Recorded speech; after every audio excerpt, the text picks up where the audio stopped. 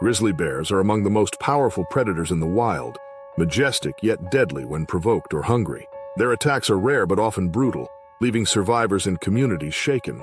Whether defending territory, startled by human presence, or drawn by food, these bears remind us that nature's strength is unforgiving.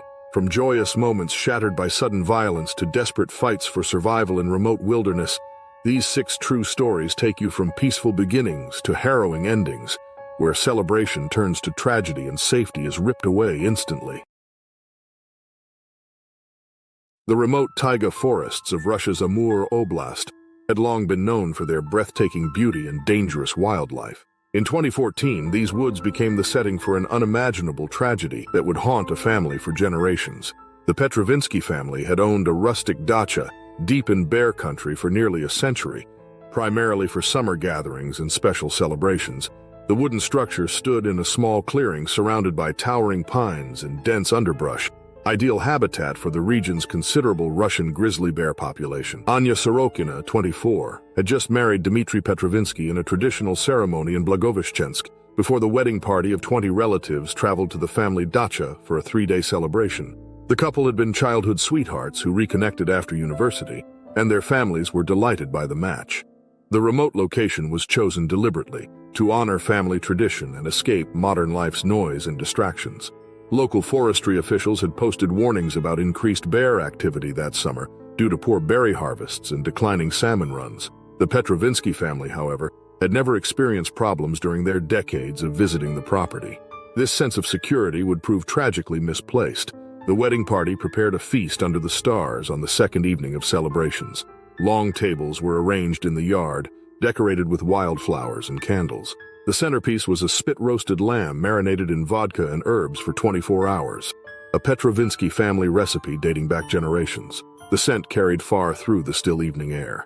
Unknown to the celebrants, a large Russian grizzly had been tracking their movements since their arrival. Wildlife experts would later determine that the bear was approximately 7 years old, weighing over 350 kilograms, and had likely been pushed from its usual territory by younger males. More importantly, the bear had begun associating human activity with food opportunities after raiding poorly secured trash bins near tourist camps earlier that season. The bear approached from downwind as dusk settled over the forest, and the wedding party grew louder with toasts and traditional songs.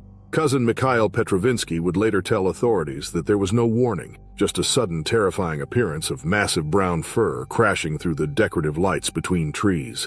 Initial confusion turned to panic as the grizzly tipped tables and shattered glassware across the yard. In the chaotic scramble, wedding guests fled toward the dacha or into surrounding vehicles. Anya, wearing her mother's vintage reception dress, a cream-colored silk creation with lace overlay, became separated from Dmitry while trying to help her elderly grandmother stay safe. The bear, perhaps targeting movement or drawn by the distinctive white of her dress, suddenly changed direction and charged toward the new bride. Witnesses reported hearing Anya's screams as the grizzly reached her at the forest edge, approximately 30 meters from the main celebration area. 20 pairs of horrified eyes watched as the bear caught her with a massive paw, knocking her to the ground before dragging her deeper into the underbrush. Dmitry, armed only with a carving knife from the lamb roast, ran after them while shouting for others to bring rifles from the dacha. His uncle Nikolai and cousin Victor quickly returned with hunting rifles, but the dense vegetation and darkening forest made immediate pursuit dangerous and ultimately futile. Emergency services were called via satellite phone, but the dacha's remote location meant help would take hours to arrive.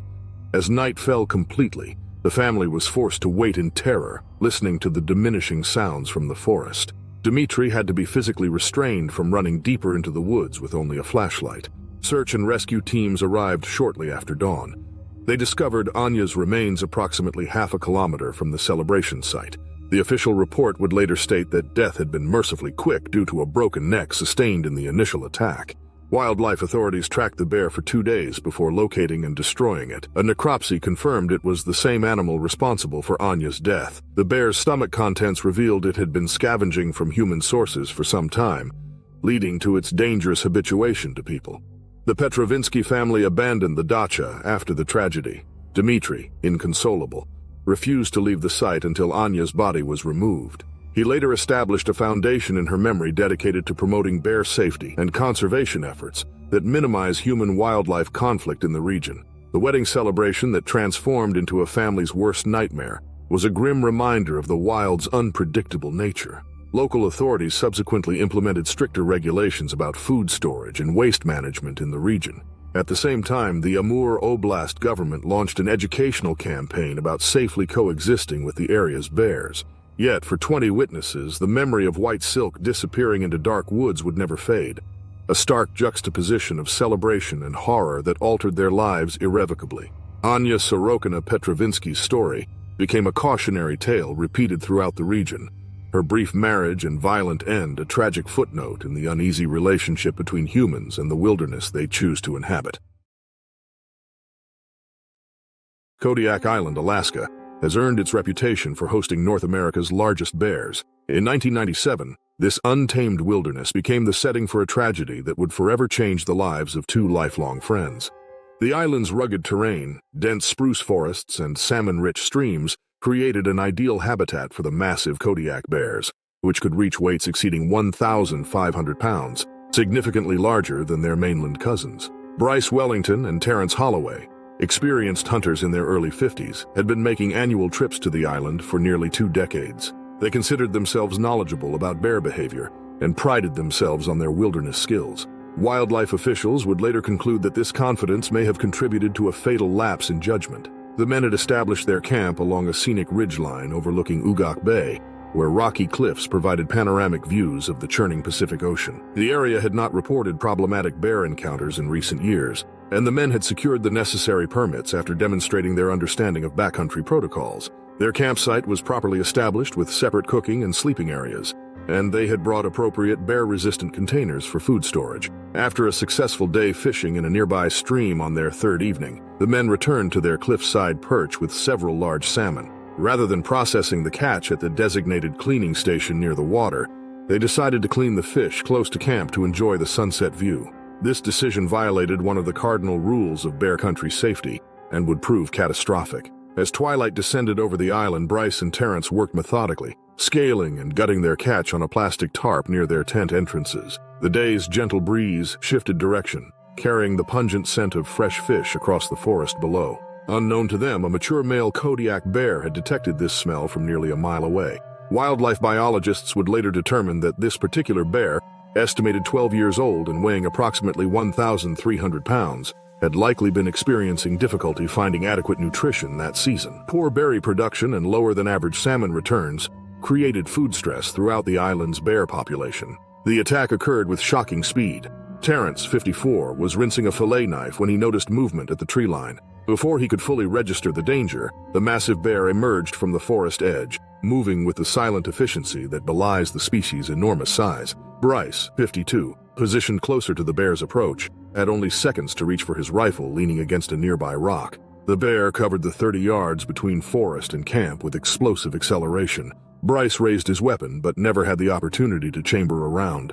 The Kodiak bear struck him with a massive forepaw, knocking him violently to the ground and sending the rifle skittering across the rocky soil. What followed was described in Terrence's statement to authorities as mechanical and methodical. The bear clamped its powerful jaws around Bryce's shoulder and neck, while using its weight to hold him down. While acting on instinct rather than training, Terrence grabbed his rifle and fired a warning shot into the air.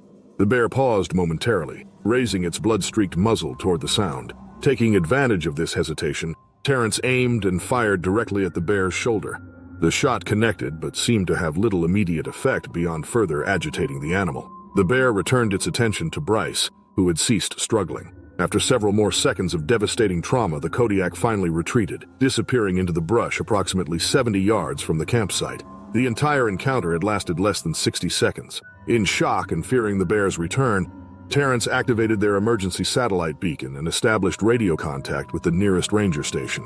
The response team, however, would require several hours to reach their remote location, even by helicopter. During this agonizing wait, Terrence confirmed what he already knew. His friend of 30 years had not survived the attack. The Fish and Game officials investigated the site the following day, locating and euthanizing the wounded bear approximately 1 mile from the campsite. The necropsy revealed signs of nutritional stress, including depleted fat reserves, which were unusual for that time of year.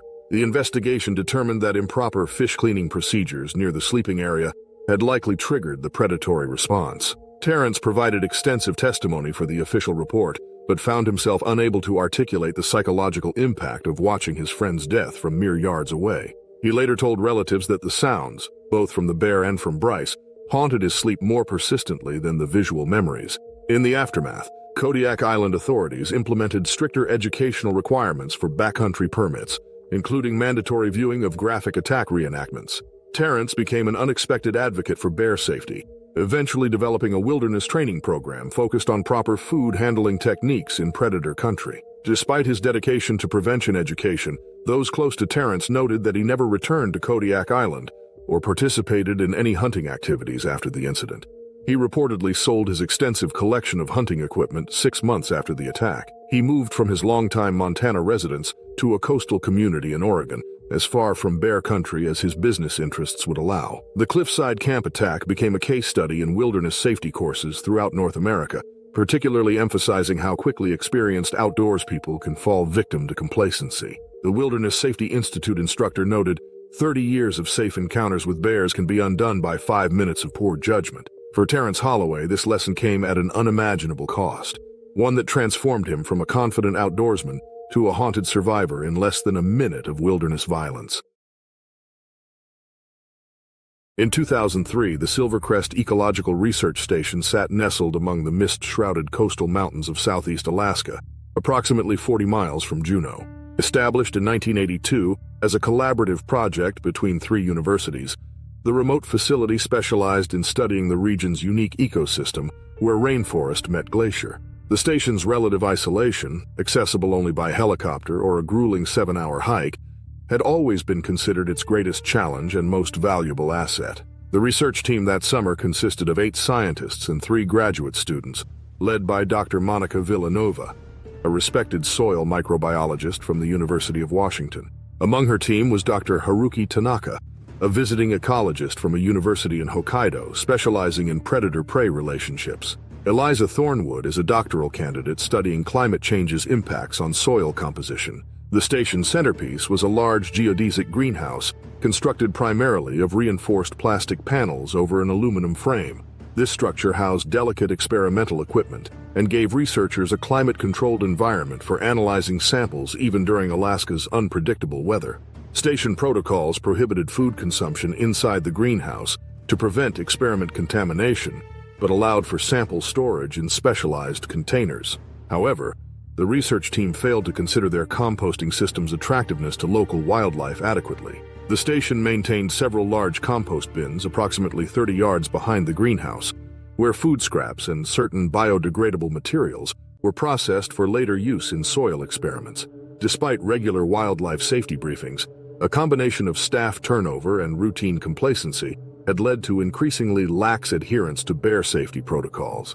On the night of July 17th, as a summer storm lashed the facility with high winds and driving rain, Eliza Thornwood and Dr. Tanaka worked late in the greenhouse, analyzing soil cores collected earlier that week. The facility's generator hummed steadily in the background, providing power and masking the sounds from outside. Neither researcher noticed when a large female grizzly bear, accompanied by her 2 yearling cubs, began investigating the compost area. Wildlife officials later determined that this bear was likely habituated to human food sources at other locations, as evidenced by her unusual boldness around artificial structures. The increasingly erratic weather patterns that summer had also disrupted normal feeding opportunities, pushing bears to explore new food sources more aggressively. At approximately 11:23 p.m., as recorded by the station's security system, the grizzly separated from her cubs and approached the greenhouse. Whether drawn by the scents emanating from improperly sealed soil samples containing organic matter or simply investigating the structure out of curiosity remains unclear. What happened next, however, was captured vividly by the facility's cameras and by the traumatized testimonies of both survivors. The bear initially circled the structure before suddenly rearing up and striking one of the reinforced plastic panels with tremendous force. The panel, designed to withstand Alaska's extreme weather but not the focused strength of a 700-pound grizzly, tore away with a sound that Eliza later described as like fabric ripping, but unnaturally loud. The bear immediately entered through the breach, sending laboratory equipment crashing to the floor. Inside, Dr. Tanaka reacted first, shouting and backing toward the main entrance, while Eliza froze momentarily at her workstation. The bear, seemingly agitated by the confined space and unfamiliar environment, charged across the greenhouse and knocked over a heavy metal shelving unit. The unit toppled directly onto Eliza, pinning her left side beneath hundreds of pounds of equipment and soil samples. Dr. Tanaka, displaying remarkable presence of mind, grabbed an emergency bear deterrent from his workstation, a specialized flare gun designed to frighten rather than harm aggressive wildlife. As the bear turned its attention toward the trapped Eliza, Dr. Tanaka fired the device, sending a bright projectile over the bear's head. The projectile exploded against the greenhouse ceiling, causing a deafening sound and a shower of sparks. The combination of noise, light, and confined space proved effective. The Grizzly retreated through the same opening it had created, moving with such force that it dislodged an additional panel. Outside, it reunited with its cubs, and the family disappeared into the surrounding forest within minutes. The station's emergency protocol was immediately activated, with other researchers responding to the automated alarm triggered by the greenhouse's breach. They discovered Eliza conscious but severely injured, with a dislocated shoulder, 4 broken ribs, and deep lacerations from the bear's claws along her left thigh and torso. More concerning to the medical staff who arrived by helicopter 3 hours later was the crushing damage to her internal organs from the weight of the equipment. Dr. Tanaka escaped physical injury but experienced significant psychological trauma. In his official statement, he noted that the bear had shown no hesitation typically associated with wild grizzlies encountering enclosed human spaces. This observation would prove crucial to wildlife authorities' subsequent investigation. The Silvercrest station underwent comprehensive safety renovations following the incident. An electric fence was installed surrounding all structures. Compost operations were moved half a mile from the main facility, and all staff were required to undergo intensive bear encounter training. Perhaps most significantly, the greenhouse was rebuilt with reinforced steel mesh between plastic panels, a modification that substantially increased costs but addressed the vulnerability exposed by the attack. Eliza Thornwood eventually recovered from her physical injuries after multiple surgeries and months of rehabilitation. She completed her doctoral research the following year, though she conducted her fieldwork at a different facility. Dr. Tanaka incorporated the experience into his study on predator behavior, publishing several influential papers on the increasing frequency of human-wildlife conflicts in areas affected by climate change. As it came to be known in scientific circles, the greenhouse mauling fundamentally changed how remote research stations throughout North America approach wildlife safety. The incident demonstrated that traditional protective measures designed primarily for wilderness travelers required significant adaptation for fixed scientific installations, a lesson learned at considerable human cost in the misty mountains of southeast Alaska. The summer of 2010 brought unprecedented drought conditions to the northern reaches of a national forest in Lincoln County, Montana. By mid-July, lightning strikes had ignited what would become known as the Vermilion Creek Fire, a rapidly expanding blaze that consumed over 30,000 acres of remote wilderness.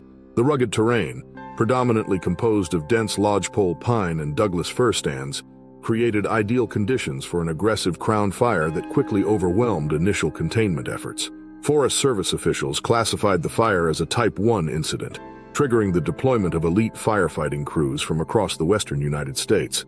Among these specialized teams was the Sawtooth Hotshots, a 20-person unit from Idaho led by Superintendent Xavier Montgomery, a veteran with 15 fire seasons. The crew included rookie firefighter Zachary Parnell, a former Marine who had joined the Hotshots 3 months earlier after completing the rigorous training program.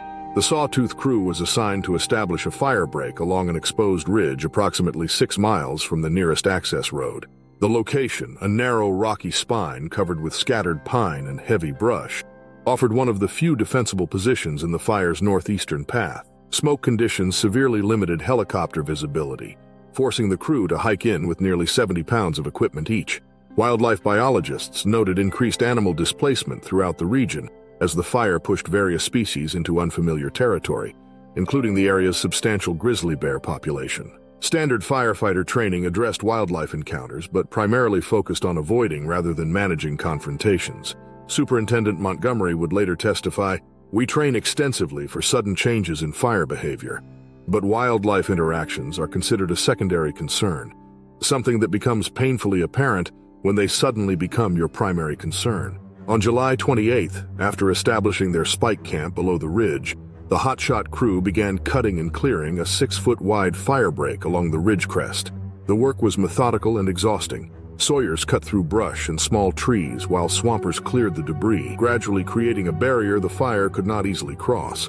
Heavy smoke reduced visibility to less than 50 yards in some areas. At the same time, the constant drone of chainsaws and occasional water drops from helicopters created an acoustic environment that masked other sounds. Zachary Parnell was working from a working point position approximately 10 yards ahead of the main crew, using a Pulaski tool to clear smaller vegetation before the Sawyers arrived. At approximately 2:15 p.m., as recorded in the official incident report, he rounded a dense thicket of 9 bark shrubs and came face to face with a large male grizzly bear. The bear, estimated to weigh approximately 600 pounds, had been bedded down in the thicket, likely seeking refuge from the approaching fire and the choking smoke. Wildlife experts later surmised that the bear, disoriented by the fire and overwhelmed by the noise of firefighting operations, had been effectively cornered between advancing flames to the south and the human activity on the ridge. Witnesses reported no warning growl or aggressive display, just an explosive burst of movement as the bear charged forward. Parnell had no time to deploy his bear spray or warn his crewmates. The grizzly struck him with tremendous force, knocking him backward over a fallen log and down the steep eastern slope of the ridge. Fellow hotshot Ramona Delgado, working approximately 15 yards behind Parnell, witnessed the initial impact and immediately radioed an emergency alert to Superintendent Montgomery. When additional crew members reached the scene, the bear had already retreated down the western slope, disappearing into a smoke-filled drainage. The crew found Parnell conscious but severely injured. The bear's first strike had broken his left femur, while subsequent bites had created deep puncture wounds on his right calf and lower back. Despite the severity of his injuries, Parnell maintained remarkable composure, later attributing his response to his military training. He reported that the entire attack had lasted no more than 10 seconds, a chaotic blur of pain and confusion that ended as suddenly as it began. 4 crew members constructed an improvised stretcher using Nomex fire shirts. They cut saplings, beginning the arduous task of transporting Parnell nearly a mile through difficult terrain to the nearest helicopter landing zone. The evacuation was complicated by steep slopes and limited visibility, requiring almost 2 hours to reach the extraction point. Throughout the ordeal, Parnell remained conscious, though medical reports would later reveal he was experiencing early stages of shock. The helicopter pilot, Cameron Torres, navigated through dangerous smoke conditions to reach the landing zone, where paramedic June Sandoval provided emergency treatment before transport. At the Regional Trauma Center, surgeons worked for 7 hours to repair Parnell's shattered femur and address the extensive soft tissue damage to his leg and back. Remarkably, no major arteries had been severed, and his organs remained intact, factors that doctors credited for his survival. In the aftermath of the incident, the Forest Service authorities revised their wildlife encounter protocols for fire crews operating in grizzly country. The new guidelines included mandatory daily wildlife briefings, enhanced communication procedures for animal sightings, and the assignment of dedicated lookouts responsible for monitoring fire behavior and wildlife movement near fire lines. Zachary Parnell spent 8 months in physical rehabilitation before returning to limited duty with the Forest Service. Though he never regained the physical capability to rejoin the hotshot crew, he became an instrumental figure in developing the agency's revised wildlife awareness training program. His presentation, which he delivered to nearly 1,000 firefighters over the next 5 years, always concluded with the same observation: "I never saw that bear until it was already moving." When you focus completely on the flames and your footing in the middle of a fire, you forget that we're not the only ones trying to survive out there. The Vermilion Creek fire would eventually be contained after 23 days of intensive effort by over 800 personnel. For the Sawtooth hotshots, however, the incident would forever alter their approach to backcountry operations. Superintendent Montgomery noted in his final incident report, "In 15 years of fighting wilderness fires, I've lost sleep worrying about wind shifts, flare-ups, and falling trees. I never once lay awake thinking about wildlife encounters. I do now." The winter of 1992 had proven unusually mild across the Svalbard archipelago, a Norwegian territory just 650 miles from the North Pole. Dr. Magnus Kjellstad, a 38-year-old climatologist from the Northern Institute for Arctic Studies, had established a temporary research station on Nordaustlandet, Svalbard's second-largest island. His three-person team was conducting a pioneering study on ice thickness variability and its relationship to regional warming trends. The data would eventually contribute to early climate change models, though at the time their work was considered relatively specialized research rather than documentation of a global crisis. Accompanying Dr. Kjellstad were Imogen Harrington, a British glaciologist, and Sven Lindström, their Swedish logistics coordinator and safety officer. All three researchers had extensive Arctic experience and had completed mandatory polar bear safety training, a requirement for anyone conducting fieldwork in Svalbard's bear-dense environment. With approximately 3,000 polar bears and only 2,500 human residents, the archipelago represented one of the world's highest concentrations of Ursus maritimus. On March 3rd, the research team embarked on an ice sampling excursion approximately 3 kilometers from their base camp. The day was clear but cold, with temperatures hovering around minus 22 degrees Celsius and light winds from the northeast. Using snowmobiles equipped with ice-penetrating radar, they identified an area of particular interest, a section where new ice formation patterns deviated significantly from historical records. Dr. Kjellstad decided to collect core samples, while his colleagues continued radar mapping of the surrounding area. This division of labor was standard procedure, but violated one of Svalbard's cardinal safety rules: never work alone in bear country. The decision would prove catastrophic. As Harrington and Lindström conducted their survey approximately half a kilometer away, Dr. Kjellstad set up his ice coring equipment on what appeared to be a stable floe, measuring roughly 60 meters across. He positioned himself near the center, establishing his sampling grid and preparing the specialized auger to extract cylindrical ice cores for later laboratory analysis. The experienced researcher failed to notice the subtle movement beneath his position. The floe had separated from the main ice sheet and was slowly drifting toward open water. More critically, he remained unaware that a mature female polar bear had been tracking his movements from the water's edge for nearly 20 minutes. Over thousands of years, polar bear hunting techniques have evolved to capitalize on their Arctic environment. One specialized behavior, rarely witnessed but well documented, involves the ambush of seal prey from the water. The bear swims silently beneath the ice edge, using bubbles and water disturbance to mask its approach before launching a sudden, explosive attack through the surface. At approximately 11:42 a.m., as recorded by Dr. Kjellstad's still-functioning research equipment, this hunting strategy was employed not against a seal, but against the isolated scientist. The polar bear emerged from the water's edge without warning, propelling its massive body onto the ice with explosive force, less than 3 meters from Dr. Kjellstad's position. The attack was swift and overwhelming. The bear, later estimated to weigh approximately 400 kilograms, struck Dr. Kjellstad with sufficient force to knock him backward into his equipment and then partially into the frigid water.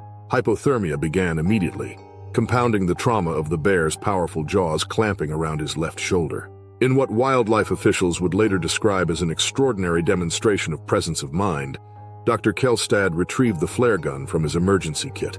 Despite his injuries and rapidly advancing hypothermia, he fired a marine distress flare directly at the bear's face from point-blank range. The flare's intense magnesium-based light and heat caused the bear to retreat temporarily, creating crucial seconds for Dr. Kjellstad to pull himself fully back onto the ice floe. The bear, however, did not flee the area completely. Instead, it circled the floe's perimeter, exhibiting the methodical patience characteristic of apex predators. The Norwegian later reported from his hospital bed, "She wasn't leaving. She was simply waiting for me to become weaker." The distant flash and distinctive report of the flare alerted Harrington and Lindström to their colleagues' predicament. They immediately radioed for emergency support and raced their snowmobiles toward Dr. Kjellstad's last known position, navigating treacherous ice conditions at dangerous speeds. Upon reaching the scene approximately 7 minutes later, they found a harrowing tableau. Dr. Kjellstad lay semi-conscious on the small floe, now drifting nearly 30 meters from the main ice sheet, while the female polar bear continued circling, occasionally testing the water between itself and its intended prey. Lindström, utilizing his military background, fired several rounds from the team's rifle, not at the bear itself, but into the ice near the animal, creating a series of sharp reports and ice splinters that finally drove the predator away from the immediate area. The greater challenge, however, was reaching Dr. Kjellstad across the growing water gap without appropriate watercraft. The team established a line to Dr. Kelstad's flow, using emergency rescue equipment, and gradually pulled it back toward the main ice sheet. By the time they secured him onto a thermal emergency blanket, Dr. Kelstad's core temperature had dropped to dangerous levels, and blood loss from multiple puncture wounds had induced severe shock. A Norwegian Coast Guard helicopter, already on patrol in the region, diverted to their coordinates and executed a difficult extraction from the unstable ice.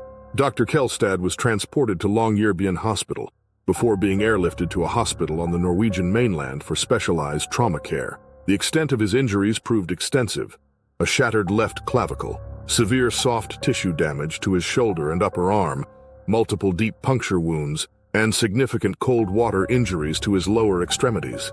His recovery would require 6 surgeries and nearly a year of rehabilitation. The Northern Institute for Arctic Studies conducted a thorough investigation of the incident, concluding that a combination of factors had created the dangerous situation: unusual ice conditions due to warming trends, the violation of partnership protocols, and potentially the polar bear's increasing desperation due to diminished hunting opportunities on the fragmented ice. Dr. Kelstad eventually returned to scientific work, never again to field research. He became an outspoken advocate for climate research and polar bear conservation, frequently noting the irony of his life-altering encounter while documenting the conditions threatening the species that attacked him. In his most referenced public lecture, delivered at a university in Oslo in 1998, he noted that the bear had not been seeking a human, but rather a seal in a habitat where seals were becoming increasingly scarce. He explained that he had simply become the alternative protein source when the bear's traditional hunting grounds had failed her. By attacking him, he said, the bear had demonstrated exactly the kind of behavioral adaptation he had been there to study: how quickly Arctic species respond to environmental change.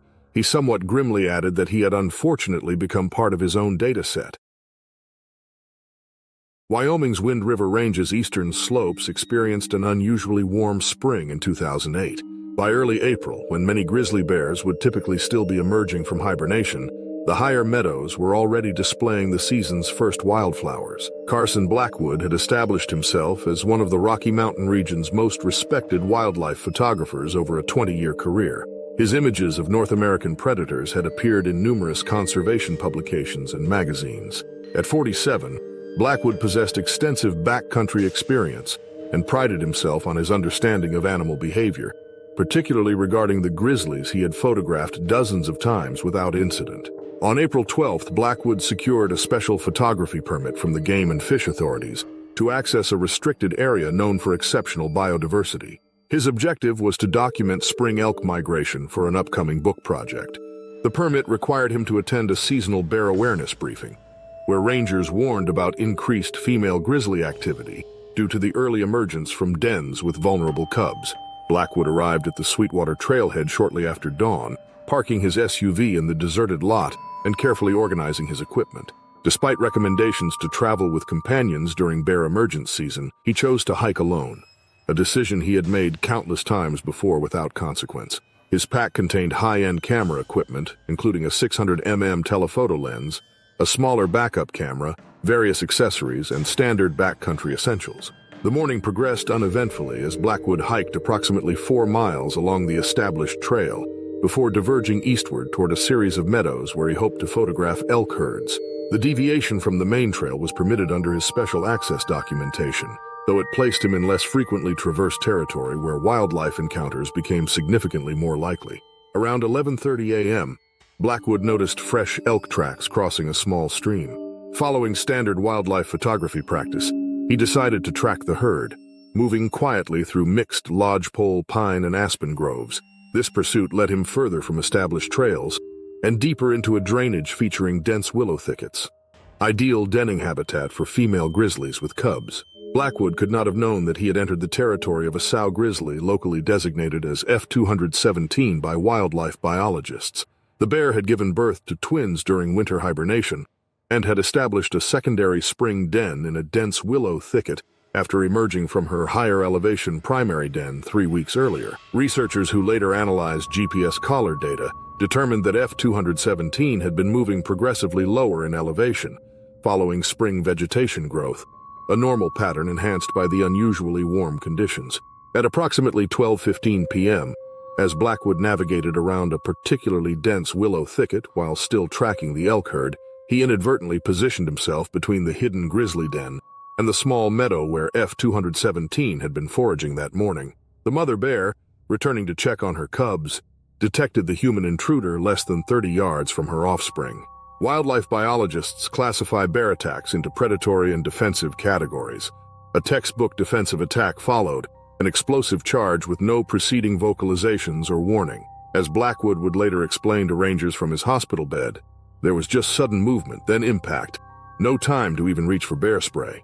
The initial collision knocked Blackwood violently backward, sending his primary camera crashing into the rocky ground where it absorbed much of the impact that might otherwise have crushed his chest. The sow delivered a powerful bite to his left forearm as he instinctively raised it to protect his face, a defensive move that likely saved his life but resulted in compound fractures of both radius and ulna. With remarkable presence of mind despite the trauma, Blackwood implemented proper bear attack protocol by curling into a protective position and remaining motionless, effectively playing dead while protecting vital areas. The grizzly continued the attack for approximately 40 seconds, inflicting puncture wounds to his right shoulder and back before suddenly disengaging. F-217 did not immediately leave the area but instead circled the motionless photographer, occasionally approaching to sniff and prod him with her muzzle. This investigative behavior continued for nearly 3 minutes, an eternity from Blackwood's perspective as he maintained absolute stillness despite excruciating pain and growing shock. Eventually satisfied that the threat had been neutralized, the sow returned to her den and cubs. Only after several additional minutes of silence did Blackwood dare to move. His professional camera was destroyed, but his smaller backup camera in a side pouch had survived. His satellite phone, however, had been crushed in the initial impact, eliminating his primary emergency communication option. With his left arm severely injured and multiple puncture wounds bleeding through his shredded clothing, Blackwood faced a grueling journey to safety. He later estimated that he crawled nearly half a mile before reaching terrain flat enough to attempt walking. The trek back to the main trail required over 4 hours, during which he applied rudimentary first aid using supplies from his pack. 2 day hikers discovered Blackwood staggering along the main trail shortly before sunset. They immediately activated an emergency locator beacon and provided additional first aid while awaiting rescue. A Park Service helicopter evacuated him to a regional medical center shortly after dusk, approximately 9 hours after the attack. Medical assessment revealed the full extent of his injuries: compound fractures in his left arm, 4 broken ribs, a partially collapsed lung, and numerous deep tissue injuries from the bear's claws and teeth. Surgical teams worked through the night to repair the structural damage, followed by specialized treatment to prevent infection from the notoriously bacteria-laden bite wounds.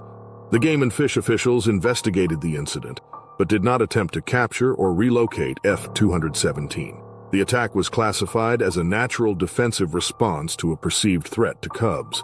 In the official report, Regional Wildlife Supervisor Nathan Hawley explained, "This was not a problem bear.